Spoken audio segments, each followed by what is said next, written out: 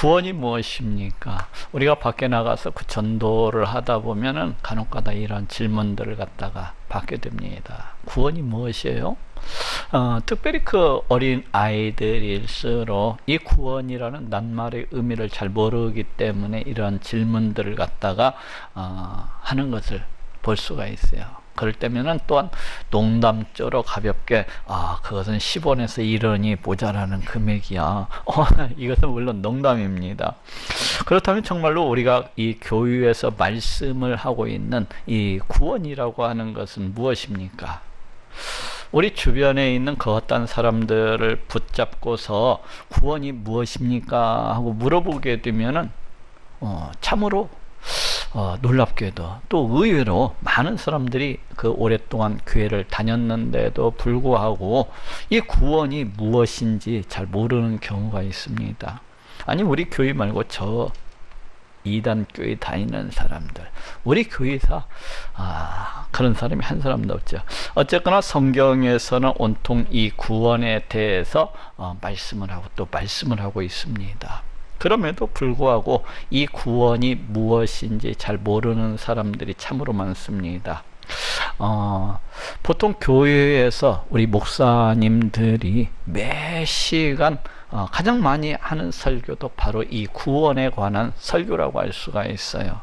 저희 153 교회도 거의 매 시간 하루에 3번을 드리면 3번 다 이 구원에 관해서 설교를 갖다가 하게 됩니다.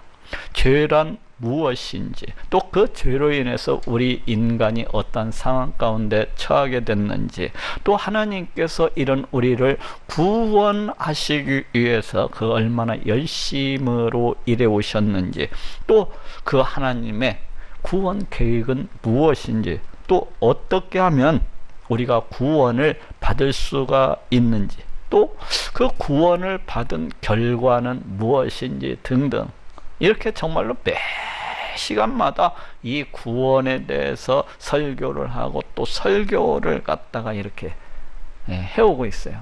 그럼에도 불구하고 이 구원이 무엇인지 잘 모르는 그런 사람들이 있습니다. 자기 자신이 매 시간마다 듣고 또 들으면서도 이 구원에 대해서 잘 알지를 못하는 것입니다. 이 구원이라고 하는 것은 우리네 인생에 있어서 가장 중요한 그런 문제라고 할 수가 있어요. 또 이 구원이라고 하는 것은 우리 인생에 있어서 가장 시급한 그런 문제라고 할 수가 있습니다. 그럼에도 불구하고 이에 대해서 전혀 관심도 없고 잘 모르는 그런 사람들이 있습니다. 또 우리가 교회에 다니는 그 이유가 무엇입니까? 도대체 왜 주일이면 아침마다 나와가지고 이렇게 번거롭게 그 바쁜 시간 속에서도 몸이 피곤한데도 불구하고 왜 이렇게 다 나와서 우리 하나님을 찬송하고 높이고 또 예배를 갖다 이렇게 드리는 것입니까? 이것도 다 구원 때문에 그래요. 그럼에도 불구하고 이 구원에 대해서 전혀 관심도 없고 또 잘 알지도 못하는 그런 사람들이 있어요. 이는 참으로 안타까운 것입니다. 오늘은 이 구원에 대해서 알아보고, 과연 이 구원은 무엇이며 또 이 구원의 방법은 무엇이고, 또 자기 자신이 그 구원을 받았다는 그 증거는 무엇인지에 대해서 알아보고 또 은혜를 나누고자 합니다. 먼저 이 구원이 무엇입니까? 먼저 이 구원이라는 이 낱말의 이 사전적 의미가 무엇입니까? 제가 이 사전에는 어떻게 나와 있는가 궁금해 가지고 이 사전을 찾아보았더니 그 사전에 이 구원이라고 하는 것이 이렇게 나와 있더라고요. 어려움이나 위험에 빠진 사람을 구하여 내는 것이다 하고 이렇게 나타나 있더라고요. 예를 들면은 물속에 그 어떤 사람이 막 빠져가지고 막 죽어가는 것을 보고서 구하여 내는 것이 바로 구원이라고 할 수가 있어요. 또 저 불이 나가지고 그 불길에 휩싸여 가지고 사람이 막 사람 살려 하면서 막 죽어가고 있을 때에 그 위험에 빠진 사람을 구하여 내는 것이 바로 구원이라고 할 수가 있습니다. 이처럼 구원이라고 하는 것은 그 어떤 어려움이나 그 어떤 위험 가운데 처해 있는 사람을 구하여 내는 것을 갖다가 가리킵니다. 성경에서 말씀을 하고 있는 이 구원이라고 하는 것도 이와 똑같습니다. 이와 마찬가지예요. 죄로 인해서 영원히 죽을 수밖에 없는, 죄로 인해서 저 영원히 멸망받을 수밖에 없는, 죄로 인해서 저 지옥 불목 가운데 내던져질 수밖에 없는 이러한 인간을 구하여 내는 것, 바로 이것이 구원입니다. 생각보다 어렵지 않고 참 쉽지요. 이것이 무슨 말씀입니까? 우리 인간은 우리의 조상 아담이 에덴 동산에서 죄를 범함으로 해서 저 영원한 죽음, 저 영원한 멸망 가운데 처했어요.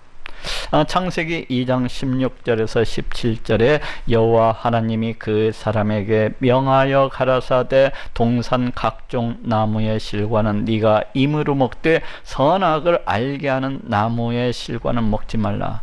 네가 먹는 날에는 정령 죽으리라 하시니라 하고 말씀을 하고 있습니다.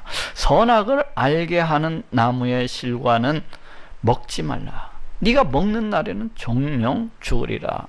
우리 하나님께서는 이 세상, 이 온 우주 만물을 창조하시고 또 우리의 조상 그 아담을 갖다가 만드시고 이 아담으로 하여금 이제 동산에 있는 그 각종 나무의 실과들은 다 따먹을 수 있도록 그렇게 허락해 주셨어요.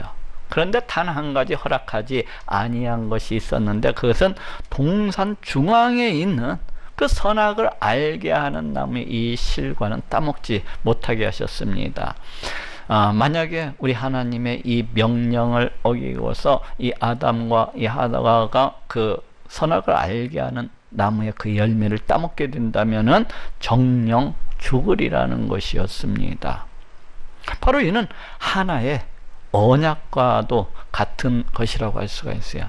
호세아서 6장 7절에도 저희는 아담처럼 언약을 어기고, 여기 보니까 아담처럼 언약을 어기고, 즉 이 말씀은 선악을 알게 하는 나무의 실과를 갖다가 따먹지 못하도록 금하셨던 우리 하나님의 명령이라고 하는 것이 바로 우리 하나님과 이 아담 간에 맺어진 언약이었다는 것을 짐작할 수 있게 해줍니다.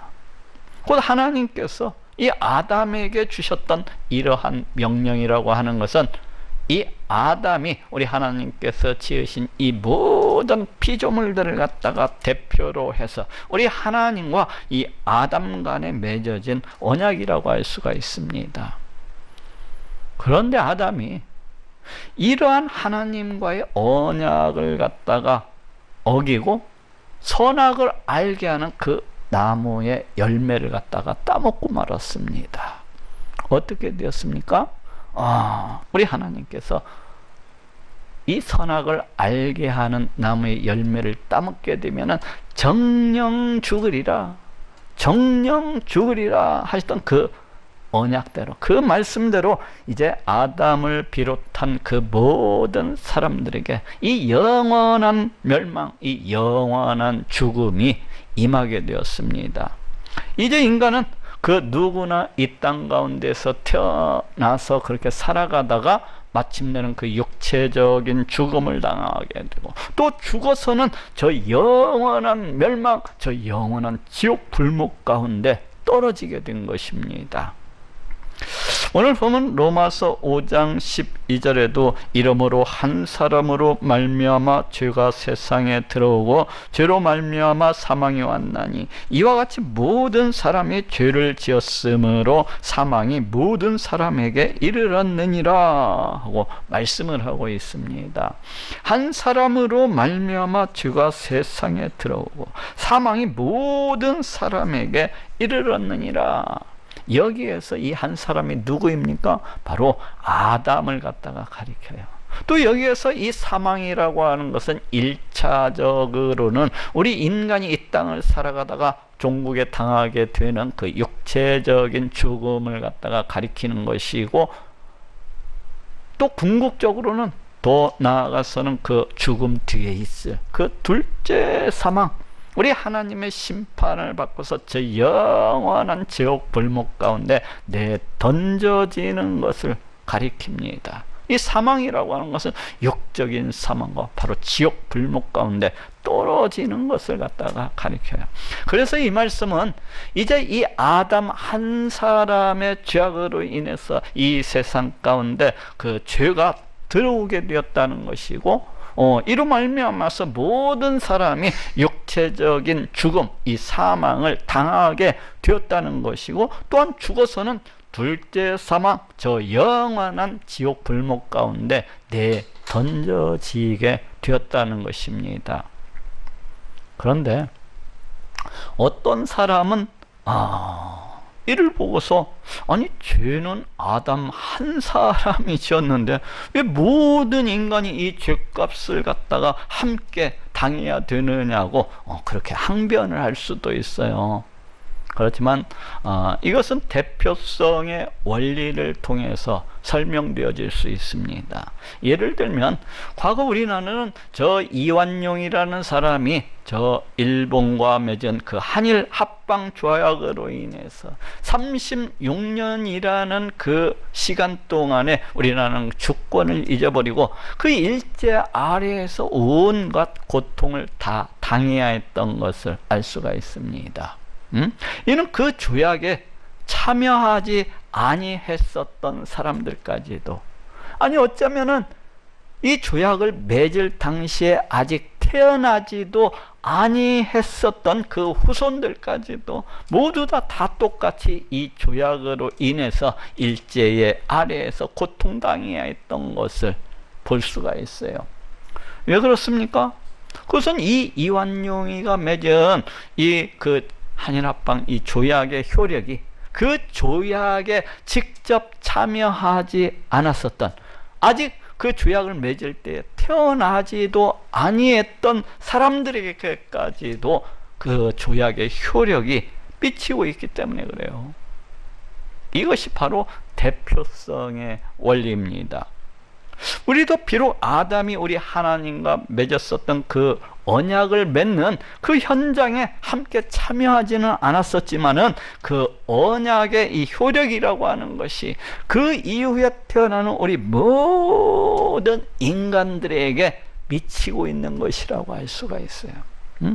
어쨌거나 이 언약으로 인해서, 다시 말을 하면은 이 아담의 불순종으로 인해서, 이 아담의 죄악으로 인해서 이제 모든 사람에게, 모든 사람은 이 영원한 죽음, 영원한 멸망, 저 영원한 지옥 불못이 임하게 된 것이라고 알 수가 있습니다.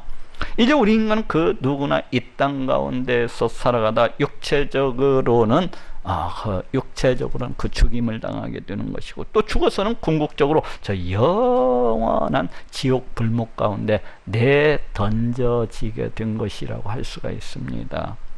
이는 다시 말해서 영원히 죽을 수밖에 없는, 영원히 멸망당할 수밖에 없는 그런 운명 가운데 우리 모든 사람이 처해 있는 것이라고 할 수가 있어요. 바로 이러한 운명, 바로 이러한 멸망으로부터 사람을 구하여 내는 것이 구원입니다. 바로 이러한 파멸, 저 영원한 지옥 불목 가운데 내던져질 수밖에 없는 그 사람을 갖다가 구하여 내는 것, 바로 이것이 구원이에요. 자, 다시 한 번 더 정리합시다. 이 구원이 무엇입니까?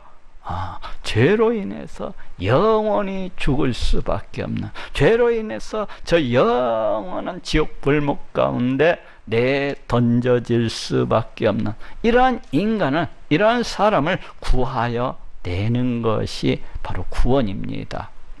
두 번째로는 이런 인간을 구하여 내는 이 구원 방법에 대해서 알아보겠어요. 지금까지 알아보았듯이 우리 인간은 죄로 인해서, 무엇으로 인해서? 그 죄로 인해서 무엇 때문에? 그 죄로 인해서 영원한 죽음, 영원한 지옥 불목 가운데 내던져질 수밖에 없는 그런 운명 가운데 처해 있습니다. 그럼 어떻게 하면은 이러한 운명으로부터 벗어날 수가 있는 것입니까? 그럼 어떻게 하면은 이러한 죽음, 이러한 멸망, 이러한 저 영원한 지옥 불목 가운데 내던져지는 이러한 끔찍한 운명으로부터 구원을 받을 수가 있는 것입니까? 그것은 우리가 짊어지고 있는 이 죄의 문제를 갖다가 해결을 하면 됩니다. 그렇죠? 죄 때문에 이런 운명 가운데 처해 있기 때문에 이 죄의 문제를 갖다가 해결 받을 수만 있다면은 저 영원한 멸망, 영원한 그 파멸로부터 구원을 받을 수가 있는 거예요. 그럼 어떻게 하면은 우리가 짊어지고 있는 이 죄의 문제를 해결을 하고 또 구원을 받을 수가 있는 것입니까? 우리 하나님께서는 우리가 짊어지고 있는 이 죄의 문제를 갖다가 해결을 하고 우리 사람을 갖다가 구원하시기 위해서 저 영원 전부터 그 구원 계획을 세우시고 그 구원 계획을 이루시기 위해서 열심을 다해서 일해 오셨던 것을 이제 볼 수가 있습니다. 이러하신 우리 하나님의 이 구원 계획이 아주 세세하게 잘 드러나고 있는 곳이 바로 구약성경이라고 할 수가 있어요. 하나님께서는 우리 인간을 이 죄로부터, 이 멸망으로부터 구원하시기 위해서 그 메시아를, 그 하나밖에 없는 독생자를 이 땅 가운데 보내실 것을 계획을 하시고 그 메시아가 어떤 방식으로서 임하게 될 것인지, 그 메시아가 어떤 모습으로 오시게 될 것인지 이 성경을 통해서 세세하게 드러내시고 나타내시고 또 밝히시고 계신 것을 볼 수가 있습니다. 그 메시아가 오시게 되면 그 어떠한 사역을 행하게 될 것인지, 또 그 메시아의 신분은 어떠하신 분이신지, 또 그 메시아 시대는 어떠할 것인지, 또 그 백성들은 누구가 될 것인지 등등등등 세세하게 그 구원 계획에 대해서 나타내시고 밝히시고 알리시고 계신 것을 볼 수가 있어요. 왜 이렇게 행하시고 계신 겁니까? 우리 하나님께서 왜 그렇게 세세하게 이렇게 그 구원 계획을 밝히시고 계신 것입니까? 그것은 우리 하나님께서 보내시는 그 메시아가, 그것은 우리 하나님께서 계획하신 그 메시아가 이 땅 가운데 오셨을 때에 우리 멍청한 인간이, 우리 교만한 인간이 그 메시아를 갖다가 알아보고서 그 메시아를 믿고 영접할 수 있도록 하시기 위함입니다. 그렇게 함으로 해서 우리가 그 모든 죄로부터 용서함을 받고 하나님께서 마련하신, 우리 하나님께서 계획하신 그 구원에 참여할 수 있도록 하시기 위함인 것입니다. 그래서 하나님께서는 그 구원 계획에 대해서 아주 자그마한 것까지도 세세하게 이 성경을 통해서 말씀하시고 또 말씀하시고 계신 것을 볼 수가 있습니다. 그리고 마침내 우리 하나님께서 계획하신 그 때가 찾아 우리 하나님께서는 그 하나밖에 없는 독생자를 이 땅 가운데 보내어 주시고 십자가에 매달려 피 흘려 죽게 하셨습니다. 그 메시아가 누구이십니까? 바로 우리 예수님이에요. 우리 예수님은 구약 성경에 예언된 대로 우리 하나님의 영원하신 그 계획 가운데에서 이 땅에 오신 메시아이십니다. 우리 예수님은 구약 성경에 예언된 대로 이 육신의 몸을 입으시고 이 땅 가운데 오셔서 십자가에 달려 피 흘려 죽으심으로 우리의 모든 죄를 대신 다 갚아주셨어요. 우리의 모든 이 죄값을 대신 다 치루어 주셨습니다.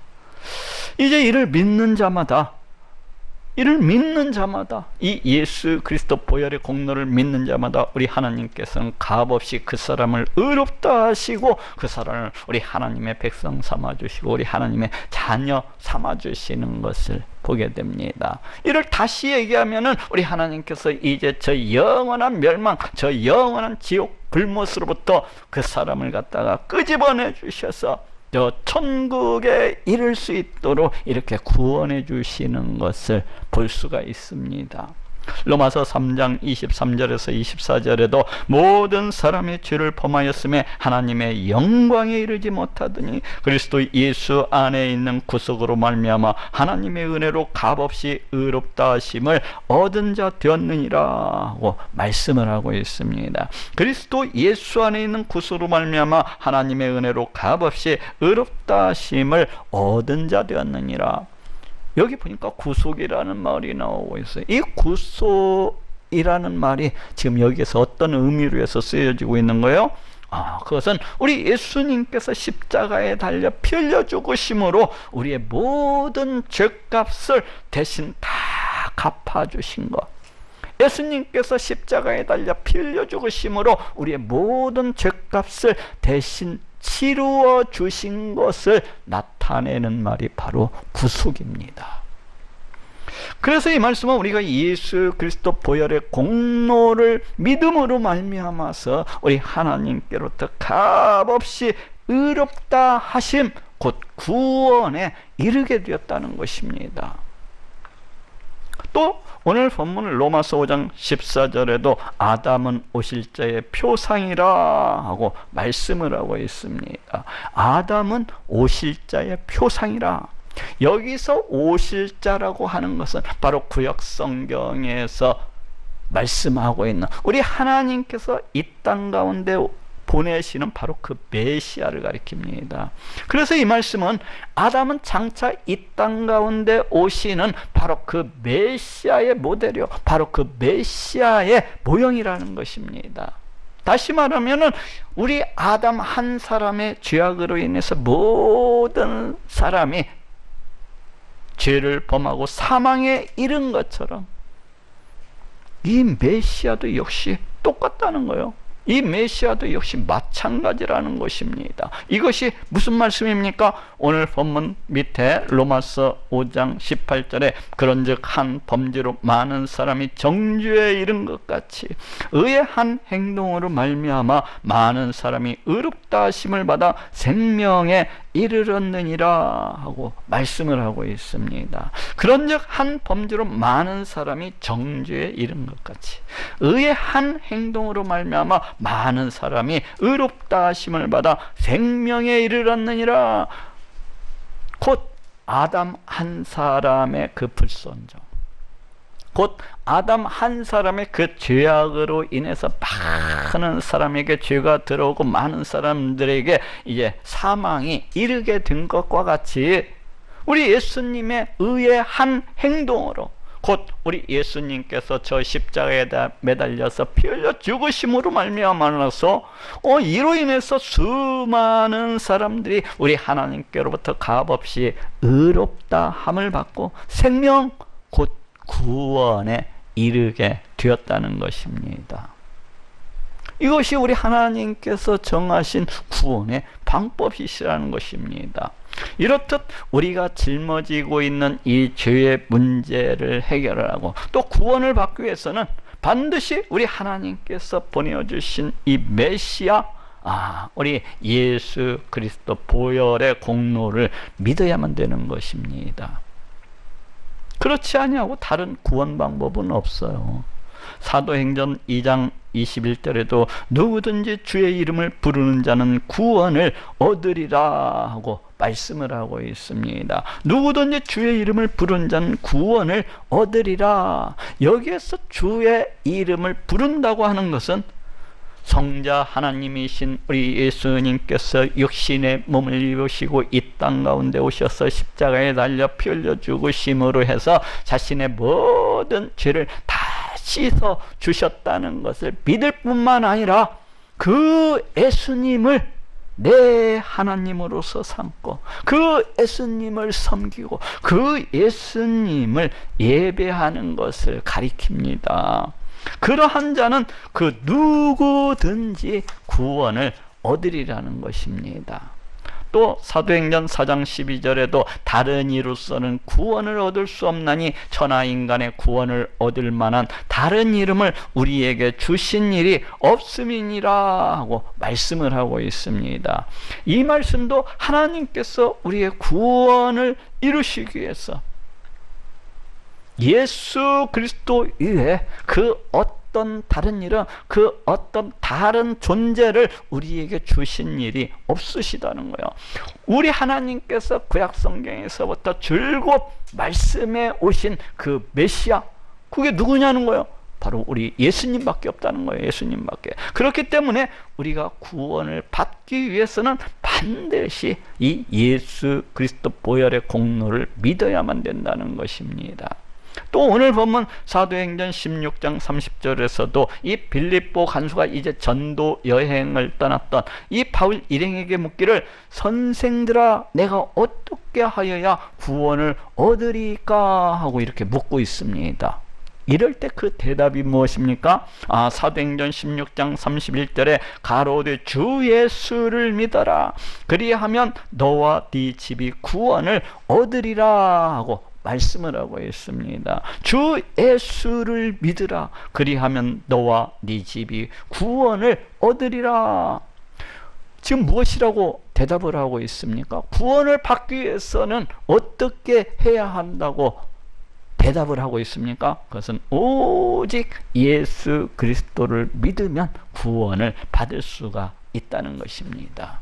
이와 같이 우리는 인생이 짊어진 이 죄의 문제를 갖다가 해결을 하고 구원을 받기 위해서는 반드시 예수 그리스도 보혈의 공로를 믿어야만 되는 것입니다. 그렇지 아니하고 다른 방법이라고 하는 것은 전혀 없습니다.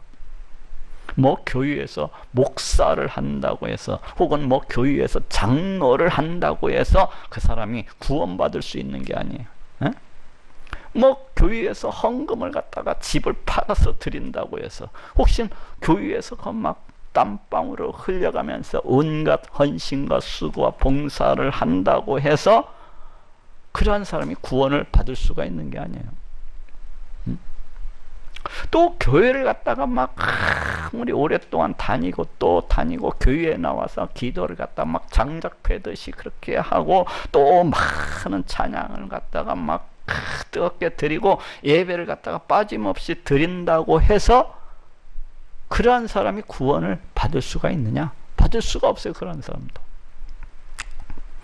또 밖에 나가서 그 어떤 착한 일을 갖다가 많이 하고 또 한다고 해서 그 사람이 구원을 받을 수 있는 것도 아닙니다. 그럼 어떻게 해야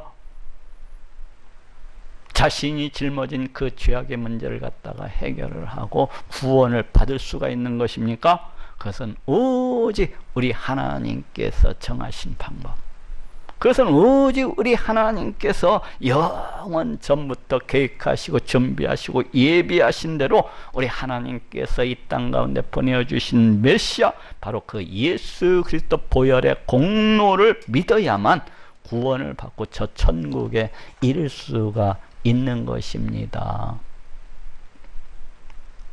마지막으로 우리가 구원받았다는 그 증거는 무엇입니까?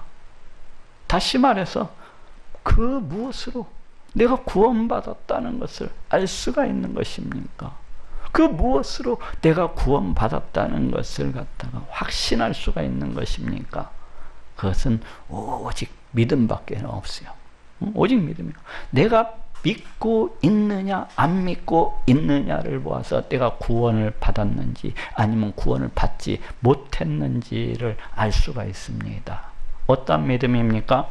먼저는 우리 하나님의 존재, 우리 하나님이 계시다는 것을 믿는 것입니다. 그리고 그 하나님께서 이 세상, 이 우주 만물을 갖다 다 창조하셨고 그 지으신 이 모든 것들을 그 뜻대로 다스리시고 통치하시는 그런 하나님이시라는 것을 믿는 것입니다. 그리고 그 하나님께서 죄로 인해서 영원히 죽을 수밖에 없는 나를 갖다가 너무나도 사랑하시고 또 사랑하셔서 그 하나밖에 없는 독생자를 이 땅 가운데 보내주시고 십자가에 달려 피 흘려 죽게 하심으로 내 모든 죄를 갖다가 대신 다 봐주셨다는 것을 믿는 것입니다.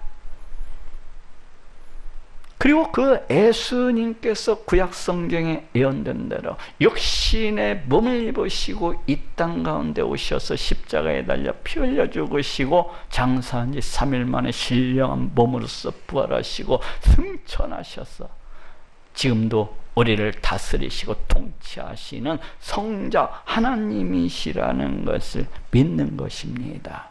그리고 그 예수님께서 이제 승천하시기 전에 우리에게 약속해 주셨던 대로 우리 가운데 성령을 보내주시고 지금 이 순간에도 우리를 성전 삼으시고 늘 함께하고 계시다는 것을 믿는 것입니다.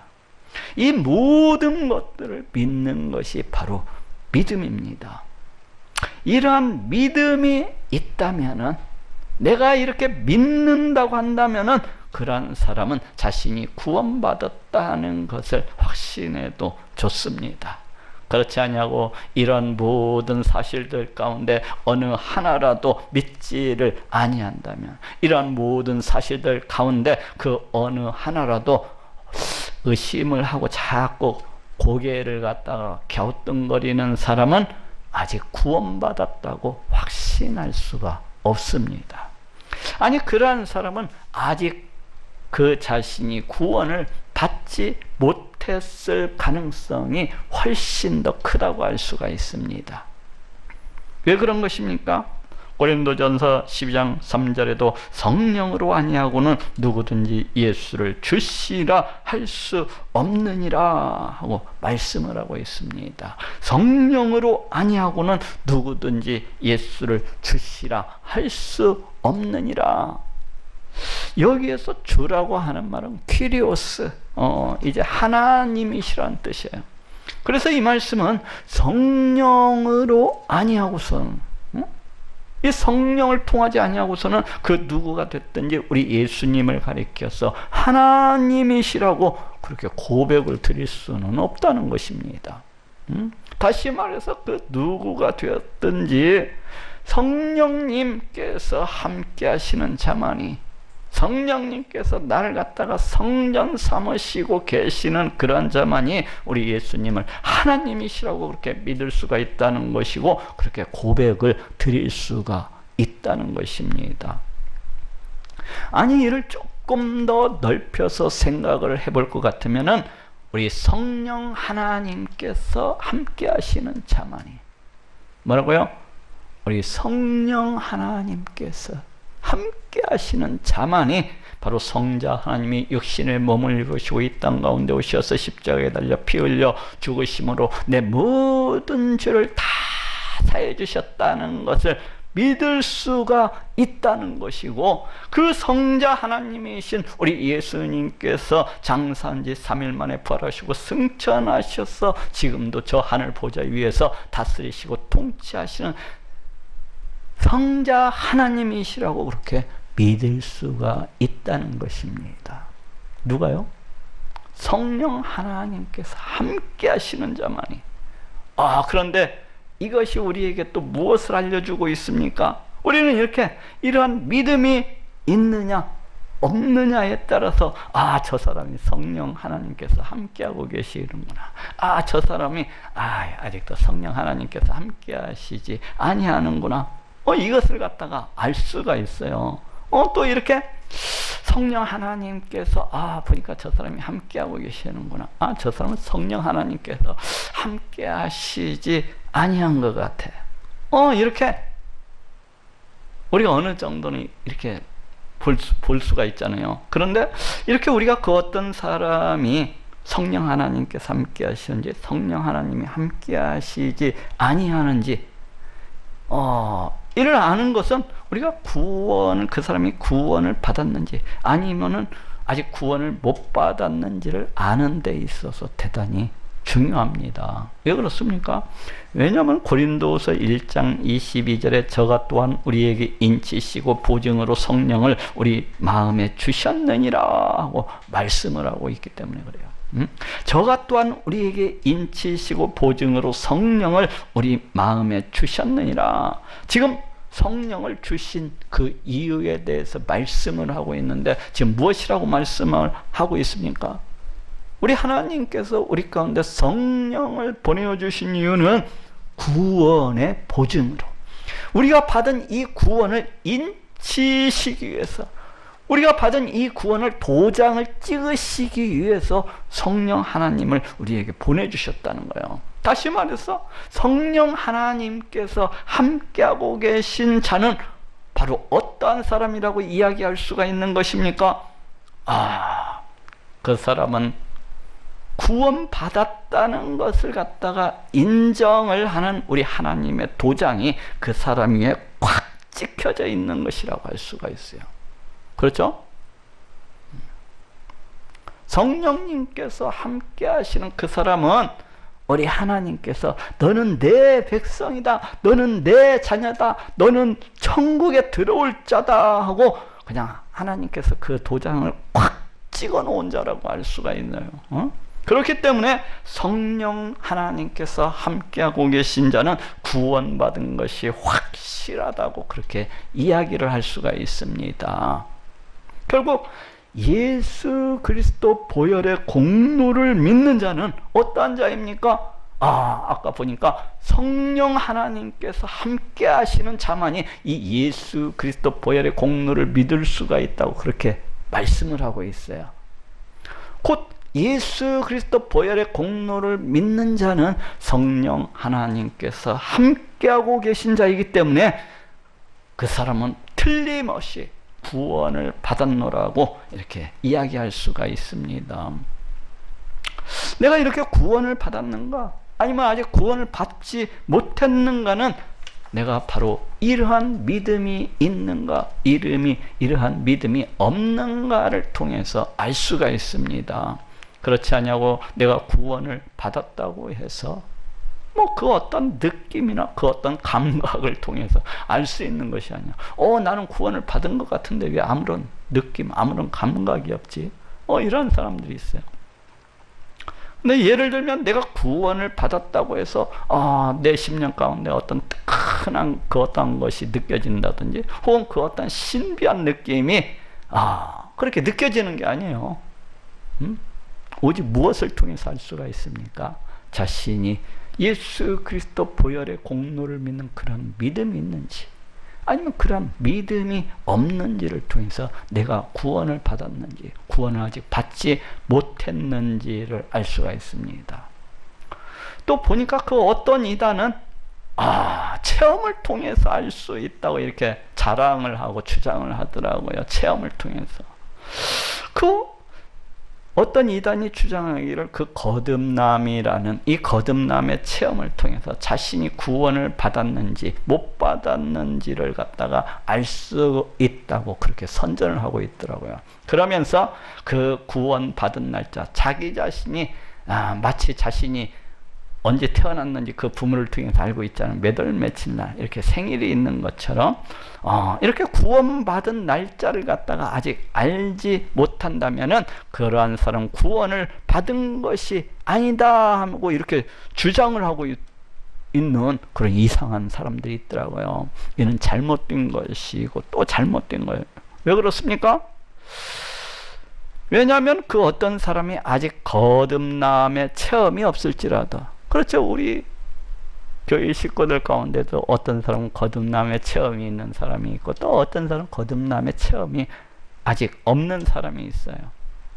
그렇게 거듭남의 체험이 없을지라도 앞에서 이야기한 것처럼 그 어떤 사람이 예수 그리스도 보혈의 공로를 갖다가 믿고 있다고 한다면 그러한 사람은 성령님께서 함께 하시는 그런 자라고 이야기할 수가 있는 것이고 바로 그러한 사람은 구원받은 것이 확실합니다. 그렇죠?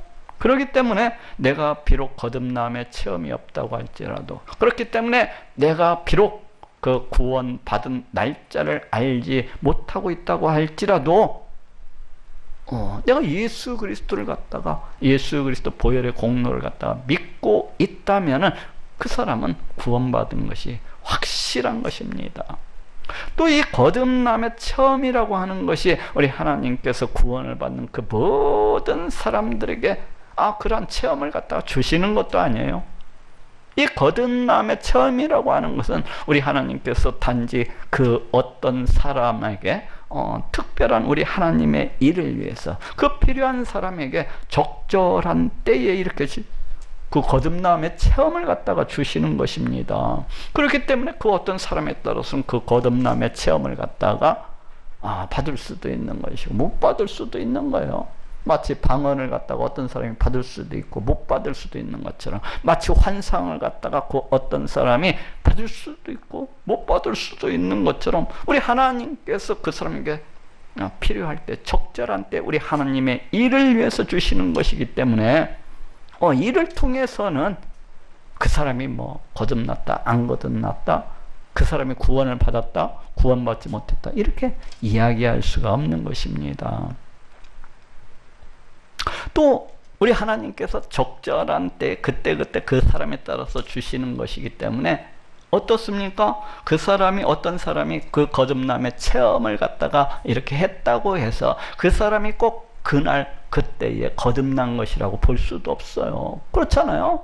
우리 하나님께서 그 사람이 거듭나고 난 뒤에도 한참 뒤에 예수 그리스도 보혈의 공로를 믿고 난 다음에도 오랜 시간이 지난 다음에 우리 하나님께서 우리 하나님의 일을 위해서 그냥 그 사람에게 그때의 그러한 체험을 갖다가 허락해 주실 수도 있기 때문에 그래요. 그렇기 때문에 거듭남의 체험을 가지고 있다고 해서 꼭 그 사람이 몇 날 몇 시에 이렇게 구원받았다고 이야기할 수 있는 그러한 성질의 것이 아닌 것입니다. 그렇다고 본다면 자기 자신이 그 구원받은 날짜를 갖다가 잘 알지 못한다고 해서 저 사람 구원받지 못해서 이렇게 이야기하는 이들의 주장이라고 하는 것은 심히 어리석고 심히 멍청하고 심히 잘못된 것이라고 할 수가 있습니다. 그렇잖아요? 또 이 거듭남의 체험과 같은 이런 비슷한 류의 체험이 있다고 할지라도 오히려 그런 사람이 꼭 거듭났다거나 구원받았다고 이야기할 수 있는 것도 아닙니다. 저 이단들이 그렇잖아요. 자기 자신은 그러한 체험들을 가지고 있다면서 자신은 몇 날 몇 시에 이렇게 거듭났고 몇 날 몇 시에 이렇게 구원을 받았다고 이렇게 자랑을 하고 있는데, 꼭 그렇다고 해서 그 사람들이 너 거듭났구나, 너 정말로 구원받았구나 이렇게 이야기할 수 있는 것도 아니에요. 왜냐하면은 그 어떤 사람이 이 거듭남의 체험과 비슷한 그런 유형의 체험을 가지고 있다고 할지라도 그 사람이 어떻습니까? 앞에서 이야기한 것처럼 이 예수 그리스도 보혈의 공로에 관한 이런 모든 것들을 갖다가 다 믿지 아니하고 있다면은 지 아무리 그 거듭남의 체험을 갖다가 100번 수천 번을 갖다가 받았다고 할지라도 그러한 사람은 아직 거듭난 자라고 이야기할 수가 없는 거예요. 어쩌면은 그 사람이 이 거듭남의 체험을 갖다가 했노라고 이렇게 주장하는 그 체험이라고 하는 것도 그 이단들을 이렇게 가만히 보면은 우리 하나님께서 주신 체험이 아니라 단지 귀신이나 단지 사탄이 준 그런 가짜 체험은 아닐까 하고 생각을 하게 됩니다. 왜 그렇습니까? 실제로 그 어떤 이단들이 자기 자신들은 막 그 거듭남의 체험을 다 가지고 있어서 자신들은 거듭났다, 자신들은 구원을 받았다 이렇게 자랑을 하고 이 거듭남의 체험을 강조를 갖다가 이렇게 하면서도 정작 그 자신들이 이렇게 가만 보면은 우리 하나님께 예배 드리는 것을 갖다가 굉장히 경시를 하고 무시를 하고, 우리 하나님께 나아가서 그 기도 드리는 것을 굉장히 하찮게 여기는 그런 것을 볼 수가 있어요. 이는 정말로 귀신에 사로잡히지 아니한다면은 있을 수가 없는 일이에요. 그렇지가 않습니까? 만약 그 사람들이 성령 하나님께서 함께 하시는 자들이라고 한다면 우리 하나님께서 기뻐하시고 또 기뻐하시는 이 예배, 우리 하나님께서 기뻐하시고 또 기뻐하시는 그 기도를 갖다가 그와 같이 무시하고 그와 같이 경시할 수는 없는 것입니다. 만약 그 사람들이 성령 하나님께서 함께 하시는 그러한 자들이라고 한다면은 우리 하나님의 기뻐하신 뜻대로 이 예배 드리기를 심히 기뻐하고 즐거워하고 우리 하나님께 나아가서 간구하고 기도하고를 기도하는 것을 뛸 듯이 기뻐할 수밖에 없는 것입니다. 그렇지 않냐고 이들이 우리 하나님의 예배를 갖다 무시하고 이들이 우리 하나님의 기도를 갖다 그렇게 무시하는 것은 왜 그런 거예요? 귀신에게 붙잡혀 있기 때문에 그런 거예요. 귀신에게. 그래서 그 성경 공부만을 갖다가 대단히 중요시하면서 정작 우리 하나님께 반드시 드려야 될 그 기도와 예배에 대해서는 무관심하고 무시하고 멸시를 하고 있는 것입니다. 그렇지 않습니까? 우리 하나님께서 우리를 갖다가 창조하신 이유가 무엇입니까? 우리 하나님께서 우리를 갖다가 구원하신 그 이유가 무엇입니까? 그것은 우리로부터 예배를 받기 위해서, 우리로부터 찬양을 받기 위해서, 우리로부터 기도를 받기 위해서 그렇게 우리를 갖다가 만드시고 우리를 갖다가 구원하신 것입니다. 그런데 그 스스로 거듭났다고 자랑을 하면서 그 스스로 자신들은 구원받은 자라고 자랑을 하면서 우리 하나님께서 기뻐하시고 또 기뻐하시는 이러한 예배를 갖다가 무시하고 멸시하는 것은 참으로 저주받은, 참으로 귀신에 붙잡힌 그러한 자들이라고 밖에는 볼 수가 없는 것입니다. 이렇듯이 내가 구원을 갖다가 받았는가 아니면 구원을 갖다가 아직 받지 못했는가는 오직 무엇을 통해서만 알 수가 있는 것입니까? 그것은 내가 우리 하나님께서 보내신 자, 우리 하나님께서 보내신 그 메시아 바로 예수 그리스도 그 보혈의 공로를 갖다가 믿고 있느냐 아니면 믿지 아니하고 있느냐를 통해서 알 수가 있어요. 내가 예수 그리스도 보혈의 공로를 믿고 있다면은 그것은 내가 구원받았다는 것을 강력하게 확증해주고 있는 것이라고 할 수가 있어요. 왜냐하면은 이는 구원의 보증으로서 주신 구원의 그 인침, 그 구원의 도장침으로써 주신 이 성령 하나님이 아니고서는 믿을 수가 없는 그런 것이기 때문입니다. 자, 따라합시다. 내가 어떻게 하여야 구원을 얻으리까? 우리는 죄로 인해서 영원히 죽을 수밖에 없는, 이 죄로 인해서 영원히 멸망받을 수밖에 없는, 저 지옥 불문 가운데 떨어질 수밖에 없는 바로 그런 존재입니다. 그런데 우리 예수님께서 육신의 몸을 입으시고 이 땅 가운데 오셔서 십자가에 달려 피 흘려 죽으심으로 우리의 이런 모든 죄를 대신 다 갚아주셨습니다. 이제 이를 믿는 자마다 우리 하나님께로부터 값없이 의롭다 하심을 받고 이런 정죄로부터, 이런 심판으로부터 벗어나서 영원한 구원함을 받게 됩니다. 내가 구원받았다고 하는 것은 무엇을 통해서 할 수가 있습니까? 그것은 예수 그리스도 보혈의 공로를 믿고 있다는 그 사실을 통해서 알 수가 있어요. 그러니 예수 그리스도 보혈의 공로를 믿음으로 구원을 받고 모두 다 천국에 들어가시는 모든 분들이 되시기를 우리 예수님의 이름으로 축원합니다.